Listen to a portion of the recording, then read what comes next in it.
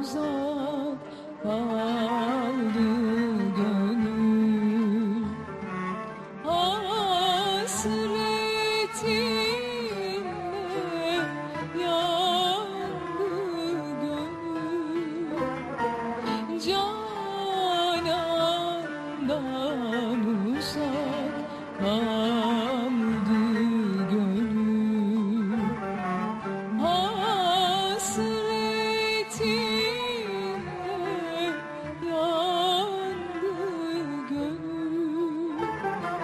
Ümitsiz olsa da vaat eder gönül. Bir gün şad olacaktır gönül.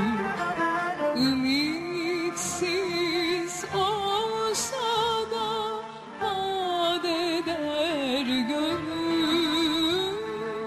Bir gün şad olacaktır gönül. Sabrı kalmadı artık mecali, seni bekliyor seni gönlüm. Ümitsiz olsa